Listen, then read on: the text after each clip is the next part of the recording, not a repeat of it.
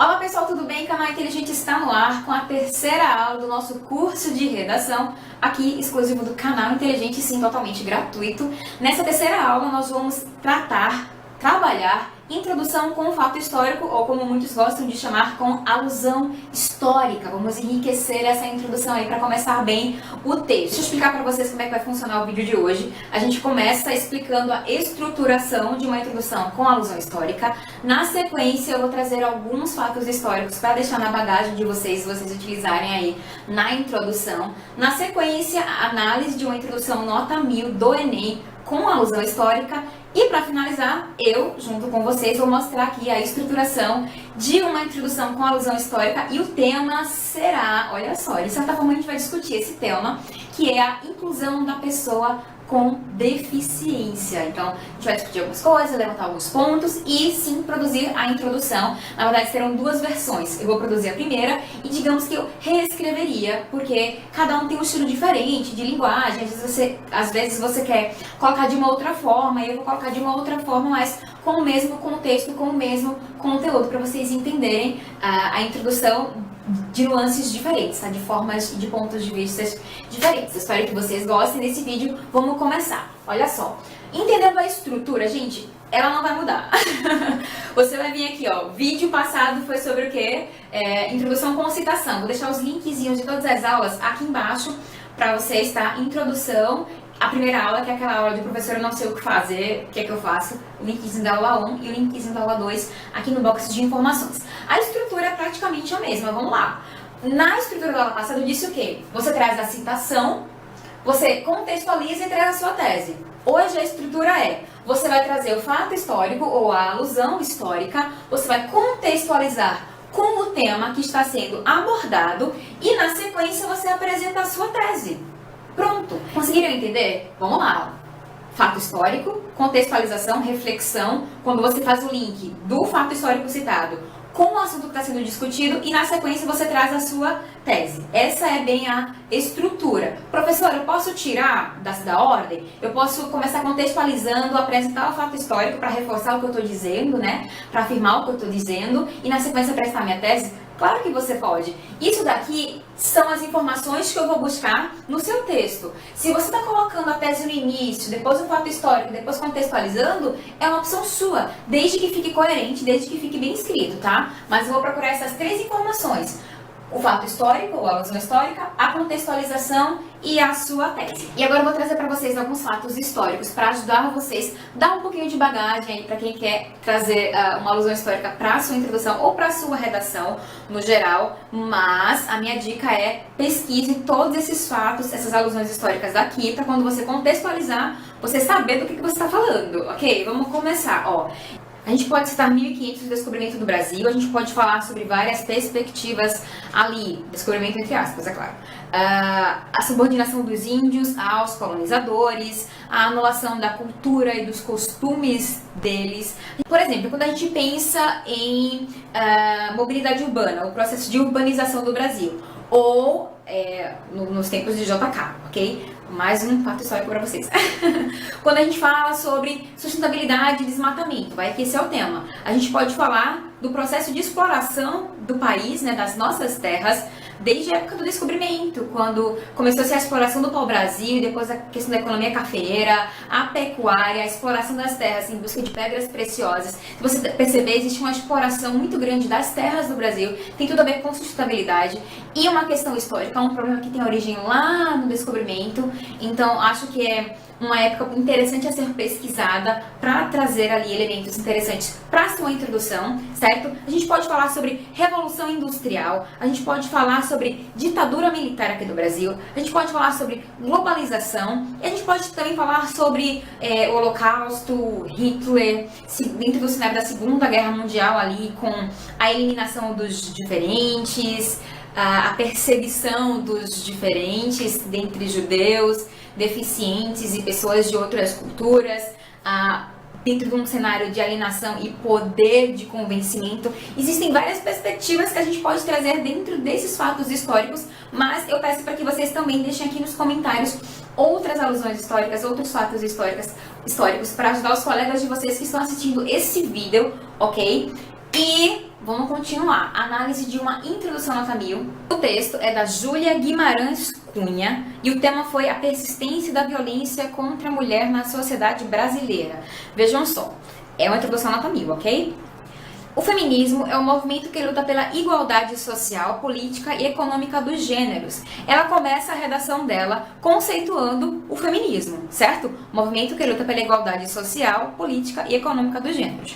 Odiernamente, muitas conquistas em prol das garantias dessas igualdades já foram alcançadas, a exemplo do direito ao voto para as mulheres adquirido no governo Vargas. Aí ela está se situando no momento atual. Veja só, odiernamente, atualmente, nos dias atuais, ok? Muitas conquistas em prol da garantia dessas igualdades já foram alcançadas. Sabe aquele fato histórico bem simples que super enriquece a sua redação? Pronto, é essa da Júlia, que citou apenas a questão do direito ao voto alcançado pelas mulheres na era Vargas. Ponto. Ela citou uma questão histórica, um dos direitos adquiridos, já que ela está falando sobre movimento de luta pela igualdade social, política e econômica entre os gêneros. E na sequência ela traz a tese dela, entretanto, né, apesar de muitas conquistas, como ela falou lá em cima, não foram suficientes para eliminar o preconceito. Então, na redação dela, ela fala sobre a eliminação do preconceito e da violência existente na sociedade brasileira. Voltando para mim, na redação dela, nos 2 parágrafos de desenvolvimento, em cada um ela aborda esses 2 problemas. Num ela aborda a questão do preconceito e na outra a violência. Essa redação está completamente analisada. Depois que eu fiz a análise dela, foi que eu percebi que eu já tinha feito a análise completa dessa redação nota 1000 aqui no canal, e o linkzinho tá aqui embaixo no box de informações também, tá? A análise de uma redação nota 1000, eu faço a análise completa do texto dela, ponto forte, o que você precisa copiar, o que você precisa observar dentro dessa estrutura de redação nota 1000, ok? Gente, antes de começar a parte prática, deixa eu explicar que essa aula deveria ter ido ao ar na sexta. Muitos alunos me mandaram um e-mail para dizer cadê suas aulas, parou o curso, não parou o curso, mas eu fui pro interior com arquivos, computador, mala e cuia, e quando eu cheguei lá durante a edição eu percebi que o quarto arquivo, o quarto take dessa aula estava corrompido e eu não podia mais recuperar porque o meu cartão de memória já está com outras aulas, então eu tive que esperar voltar para casa. Hoje, segunda-feira, estou gravando, vou incluir essa parte do vídeo no que já está editado e postar pra vocês hoje, segunda-feira, feriado, tá? O tema, voltando já pra aula, o tema dessa estrutura de introdução com fato histórico é a importância da inclusão da pessoa com deficiência. O assunto é pessoa com deficiência, mas eu sempre pedi para vocês procurarem a palavra-chave do tema e esse conjunto de palavras-chave. Nesse caso é importância da inclusão, então a importância da inclusão da pessoa com deficiência. A minha redação tem que falar da importância da inclusão da pessoa com deficiência, ok? Vamos lá para nossa estrutura. Olha só, a exclusão social. Se eu estou falando de inclusão social, eu tenho que pensar que para existir a necessidade de uma inclusão, há exclusão. Então, eu vou começar meu texto falando sobre exclusão. Vamos lá. A exclusão social de pessoas com deficiência esteve presente em toda a história da humanidade.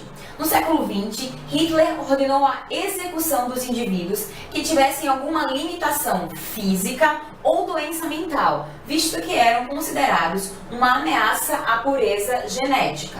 Hoje, no Brasil, o problema é encontrado em ações discriminatórias e exclusivas. O país, entretanto, na busca por uma sociedade mais inclusiva e igualitária, criou a Lei 13.146 de 2015, que assegura os direitos da pessoa com deficiência. Mas como funciona esse processo de inclusão na prática? Agora vamos destrinchar a introdução toda para vocês. Vejam só, a exclusão social de pessoas com deficiência esteve presente em toda a história da humanidade. Como a minha introdução tem um viés histórico, eu já comecei a minha afirmação dizendo que a exclusão social, lembra que eu falei, quando a gente fala de inclusão social, é porque existe uma exclusão, e eu quis começar a minha redação falando sobre essa exclusão para depois falar da importância da inclusão, ok? Eu estou dizendo que esteve presente em toda a história da humanidade, então eu já disse que a minha introdução tem um viés histórico. E na sequência eu apresento um fato histórico que comprova o que eu estou dizendo. Quando eu falei, no século XX, Hitler ordenou a execução dos indivíduos que tivessem alguma limitação física ou doença mental, visto que eram considerados uma ameaça à pureza genética. E o que é que acontece aqui durante o cenário da Segunda Guerra Mundial, né?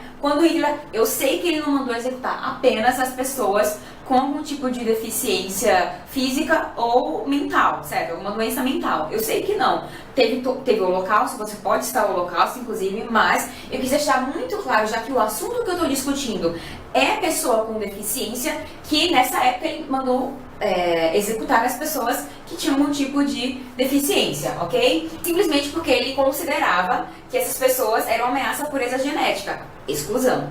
E da metade para o final do texto, eu contextualizo com a realidade brasileira e trago para o momento atual, já que eu estou no viés histórico, né? Quando eu digo, hoje no Brasil, o problema é encontrado em ações discriminatórias e exclusivas. Exclusivas no sentido de exclusão, tá? Não de exclusividade. O país, entretanto, na busca por uma sociedade mais inclusiva e igualitária, criou a Lei 13.146, que assegura os direitos da pessoa com deficiência. Mas como funciona esse processo de inclusão na prática? Deu para perceber, vocês sempre perguntam se a gente pode colocar uma pergunta na introdução. Sim, pode, desde que faça muito sentido e, óbvio, você a responda no desenvolvimento. No caso aqui, eu falei da questão da lei, né? O Brasil tem essa questão, tem esse problema, com ações discriminatórias e exclusivas.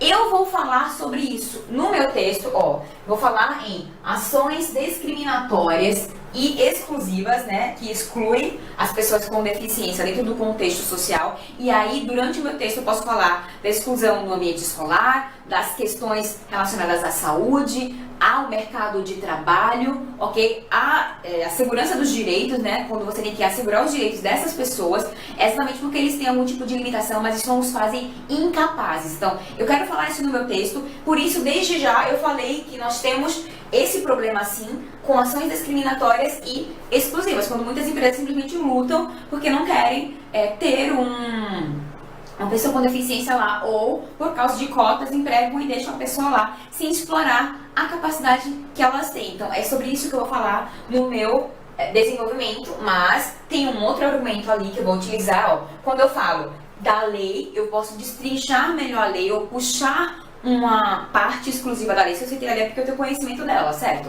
Então, quando eu falo da lei que assegura, olha só, assegura os direitos da pessoa com deficiência, só que o questionamento que eu vou fazer e aí mora o grande segredo da minha tese, como funciona esse processo de inclusão na prática? Porque eu já falei que existe exclusão e que era um problema histórico, certo? Que aqui no Brasil nós temos problemas de ações discriminatórias e exclusivas. Mas o Brasil, em contrapartida, por isso que eu coloquei ali o entretanto, né? Ele criou uma lei que assegura esses direitos. Só que como é que funciona esse processo de inclusão na prática? Porque quando você assegura esses direitos, você está incluindo eles dentro do ambiente nacional, nas escolas, no mercado de trabalho, quando você dá uma assistência à saúde, quando você assegura alguns direitos como lugares exclusivos nos ônibus, quando você fala sobre preferência nas filas e muitos outros direitos que eles têm. Então, é sobre isso que eu vou comentar no meu desenvolvimento. Quais são essas ações discriminatórias exclusivas? Para os meus alunos que sempre colocam termos generalistas ou não especificam, eu digo para eles, você deixou aqui ações discriminatórias, só que eu quero que você me diga no texto que ações são essas. Então, eu vou ter que trazer isso no meu desenvolvimento. E aqui embaixo, eu falei da lei, então é interessante fazer esse gancho com a lei lá no meu desenvolvimento, falando do processo de inclusão na prática, do processo de inclusão dessas pessoas com deficiência na prática. Espero que tenha sido fácil de vocês entenderem bem a estrutura. Agora eu vou destrinchar os conectivos, pegar uma listinha dos conectivos aí pra gente começar a mostrar como é que eles funcionam e articulam o texto. Vejam só. A exclusão social de pessoas com deficiência esteve presente em toda a história da humanidade, certo? No século XX, óbvio que isso daqui não é um conectivo que está pronto, que está sempre disponível lá, até porque eu estou me situando numa história, num momento histórico específico, mas Quando eu digo no século XX, eu estou te situando, então é um conectivo temporal, mesmo que específico. Ordenou a execução dos indivíduos que tivessem alguma limitação física ou mental, visto que, mais um conectivo aqui, e aqui eu estou dizendo, eu estou justificando, né, porque é que ele mandou executar as pessoas que tinham algum tipo de limitação. Hoje, mais um conectivo temporal no Brasil, o problema é encontrado em ações discriminatórias e inclusivas. Você não percebe, mas isso daqui é um conectivo de adição. O vizinho tá usando a rede. Próximo. O país, entretanto, tem aqui mais um conectivo, e esse aqui é um conectivo adversativo, tá? Porque eu tô dizendo assim, ó, existem ações discriminatórias, entretanto, foi criada uma lei para mudar essa realidade, entendeu? Ó, na busca por uma sociedade mais inclusiva e igualitária, criou a lei Tananã, que assegura os direitos da pessoa com deficiência. Mas, criou-se uma lei? Ótimo, mas como é que você... como é que funciona esse processo de inclusão, ok? Então, os conectivos, eles fazem toda a diferença dentro da estrutura do texto, porque linka, mostra o viés, mostra o direcionamento que você quer dar, ok? E como eu já tinha dito, eu escrevi uma segunda versão da introdução, só que dessa vez eu vou mostrar, vou levar pra vocês, vou projetar a tela aqui, pra ficar mais fácil, porque se for apagar esse quadro, eu só vou postar esse vídeo amanhã, gente. Vamos lá, vejam só. Hitler, durante a Segunda Guerra Mundial, ordenou a execução dos indivíduos que tivessem limitação física ou doença mental, uma vez que eram considerados uma ameaça à pureza genética. Hoje, no Brasil, o problema é encontrado em ações discriminatórias e exclusivas. O país, entretanto, na busca por uma sociedade mais inclusiva e igualitária, criou a Lei 13.146 de 2015, que assegura os direitos da pessoa com deficiência. Um grande avanço, visto que a exclusão e os problemas associados a ela são diversos. Vamos lá comentar, veja só. Já que é uma segunda estrutura, deixa eu comentar. Veja só.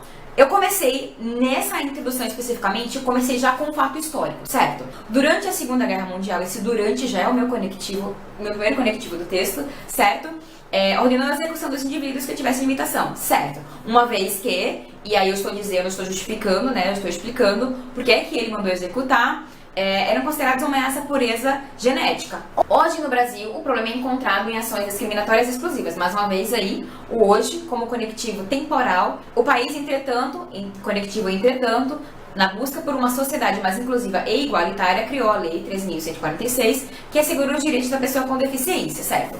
Só que aí eu mudei o finalzinho e eu mudei a minha tese. Ao invés de colocar uma pergunta, eu coloquei, ó, um grande avanço, porque a gente tem um problema e criou-se uma lei. E aí eu tô fazendo a contextualização. Um grande avanço, visto que a exclusão social e os problemas associados a ela são diversos. Essa é a minha tese, ok? Então no meu texto eu vou falar sobre a exclusão social e no meu texto eu vou falar sobre os problemas associados à exclusão social, para então falar da importância da inclusão social, porque só existe a necessidade de inclusão, como eu falei, porque existe a exclusão. Eu vou falar dos problemas da exclusão para então trabalhar a questão da inclusão social, ok? Voltando aqui para mim, eu quero a opinião de vocês em relação às duas introduções. Qual delas, para vocês, qual delas foi mais coerente? Com qual delas vocês se identificaram mais? Qualquer questionamento, façam também aqui nos comentários. Respondo assim que puder, ok? Eu espero que vocês tenham gostado dessa aula de hoje.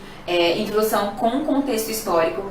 Eu, se fosse vocês, assistir esse vídeo até o final, porque eu vou trazer uma dicasinha extra que eu sempre falo nas minhas aulas, que ajuda muito na questão do estilo. Por que eu trouxe dois exemplos de introdução? Porque são estilos diferentes de escrita, tá? De expressão de ideias, de expressão de informação, para que vocês percebam que a introdução ela não é uma coisa engestada, não existe uma fórmula, apesar de eu trazer uma estrutura para você. Eu quero que você busque nessa introdução a tese, o fato histórico e a contextualização.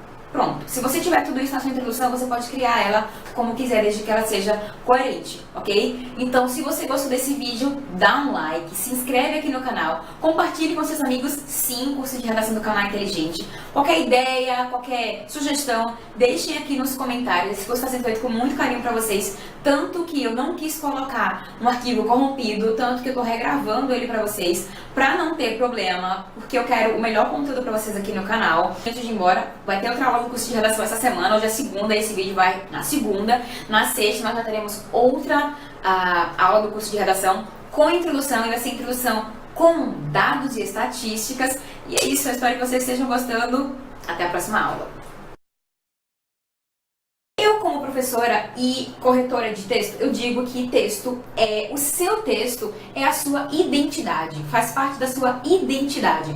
Em literatura nós chamamos isso de estilística. Existe o estilo machadiano, existe o estilo de José de Alencar, existe o estilo de Carlos Drummond de Andrade. Eles têm estilo e o estudo desse estilo de escrita é chamado de estilística. Então eu também vou ter o meu estilo de escrever, assim como você vai ter. Então, quando eu apresento uma estrutura de redação para você, eu não estou dizendo, olha, isso é uma forma, isso daqui é uma receita de bolo e você tem que seguir exatamente como ela é. Não. No início, é claro, você vai estar um pouco preso ali à estrutura, porque você está começando, você está engatinhando. Deixa eu fazer uma analogia com andar de bicicleta, tá? Primeiro você começa com a bicicleta de rodinha, estrutura, depois você tira as rodinhas, você já se sente mais seguro para escrever, então você começa a usar, você começa a querer andar, tipo a sua mãe vai levando você andando de bicicleta e segurando naquele negócio lá que você senta, né? E aí ela solta, em algum momento você andou sozinho ali, então é quando você começa a tomar coragem e se sentir mais seguro para escrever o seu texto, tá? Eu tô empolgada, muito empolgada hoje. O curso de redação tá me deixando muito empolgada porque eu já tenho muitas aulas prontas para serem gravadas e eu tô muito animada porque eu quero trazer o melhor conteúdo do mundo para vocês. E então vai chegar uma hora que você vai dizer, cara, eu sou muito boa andando de bicicleta, eu sou muito boa escrevendo e agora eu quero ser um atleta olímpico. E aí eu vou me especializar nisso. Aí você já se torna uma pessoa que vai saber que existe uma estrutura, existem tópicos que precisam estar lá, né, dentro do seu texto e vai inovar.